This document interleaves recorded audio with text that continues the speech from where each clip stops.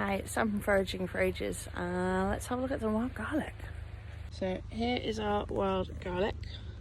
This is a relatively young patch. I know that because we've got lots of these little tiny leaves in amongst the more mature leaves that are growing. So how wild garlic grows is you get a bulb which is under the ground, and it will produce the leaves, and then it will produce the flowers, which in turn then have seeds. Now those seeds then hit the ground and they germinate and they produce another bulb, but the bulb is really small and immature, and it needs the sugar produced by photosynthesis to get mature enough, big enough to produce flowers and then more seeds, and that takes around 6 or 7 years. So it is really important when you're picking wild garlic. So that's something to be really mindful of when you are picking your wild garlic, that pick the bigger leaves.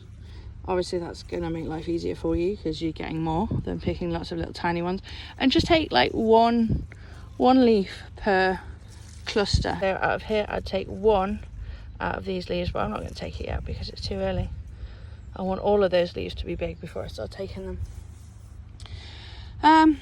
So to ID wild garlic, you've got a single leaf on a single stem. If this was lily of the valley, you'd have a second stem coming out and it'd be pinkish towards the bottom. When the flowers come out, you get this lovely teardrop shaped bud, which are delicious pickled. And once they open, you get a little cluster of white stars, so it's a typical allium flower.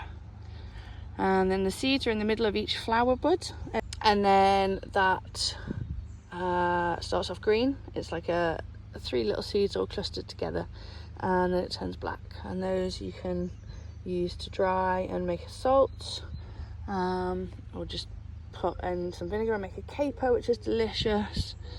There are 1,000,001 uses for wild garlic, and the best way I've found to preserve it is to do something called a lacto ferment, and that's where you just chop a load of garlic up, cover it in 3 to 5% salt, and stuff it in a jar and leave it for a few weeks, and then it's delicious.